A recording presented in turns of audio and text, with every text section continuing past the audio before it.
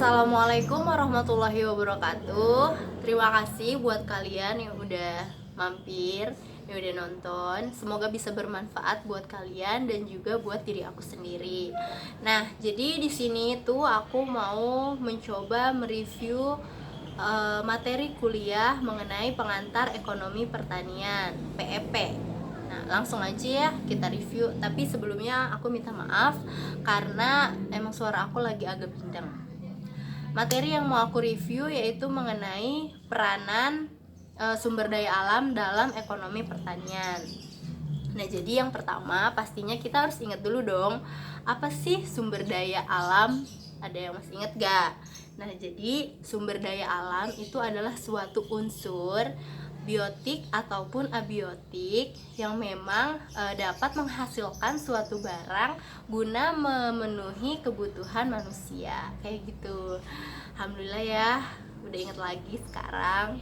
Nah, kemudian bagaimana jika sumber daya alam dan pembangunan? Ternyata bisa kita ketahui kalau misalkan pembangunan ekonomi suatu negara itu salah satu faktornya dapat dilihat dari banyaknya output yang memang dihasilkan oleh negara tersebut. Jadi ketika output yang memang dihasilkan oleh negara tersebut semakin banyak dan semakin bagus, itu artinya pembangunan perekonomiannya juga semakin bagus dan juga semakin tinggi, seperti itu. Terus ada yang masih inget gak kalau misalkan ada suatu sumber daya sumber daya alam pembangunan yang utama itu ada 3. Ada inget gak apa aja?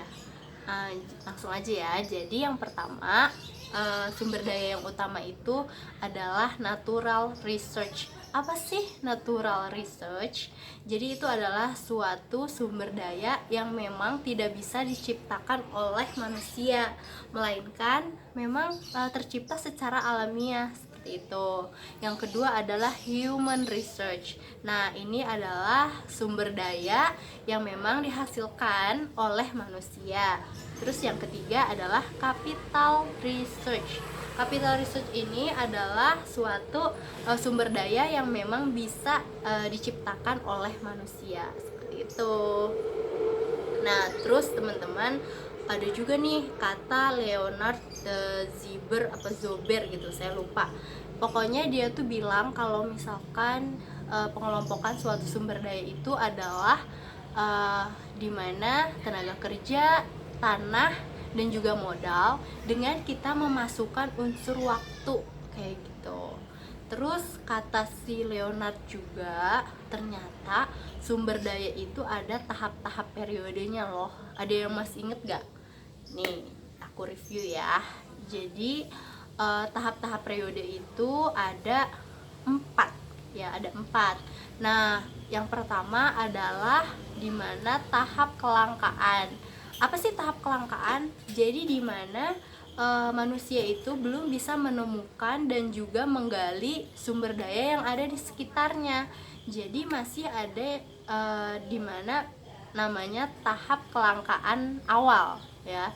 Terus yang kedua adalah tahap berlimpah gitu. Kenapa dibilang tahap berlimpah? Karena pada periode ini manusia telah menemukan sumber dayanya. Akan tetapi kebutuhan manusia belum banyak, belum meningkat. Jadilah sumber dayanya berlimpah. Terus yang ketiga yaitu kelangkaan. Nah, terjadi kelangkaan kembali karena sumber daya alam masih segitu-segitu aja. Semakin lama itu kan kebutuhan manusia semakin meningkat. Nah, terjadilah kelangkaan sumber daya alam, kayak gitu. Terus yang terakhir adalah kelangkaan di masa yang akan datang. Ya pastinya ya, karena semakin lama kebutuhan manusia akan semakin meningkat. Jadi terjadilah kelangkaan di masa yang akan datang. Kayak gitu, teman-teman. Terus oh iya, berarti kita dapat simpulkan ya kalau misalkan memang sumber daya alam itu sangat penting adanya bagi kita semua, terutama untuk pertanian juga loh. Pasti kalian juga tahu, seperti misalkan sumber daya alam air, kemudian cahaya matahari, tanah, unsur hara, dan masih banyak lainnya kayak gitu. Nah, mungkin baru itu aja yang bisa aku review, baru segitu. Maaf juga kalau misalkan ada yang salah, bisa dibenerin. Nanti aku bakal review materi-materi yang lain atau materi PEP selanjutnya kalau mood baiknya udah kembali kayak gitu. Kemudian oh ya, semoga bermanfaat buat kalian. Assalamualaikum warahmatullahi wabarakatuh.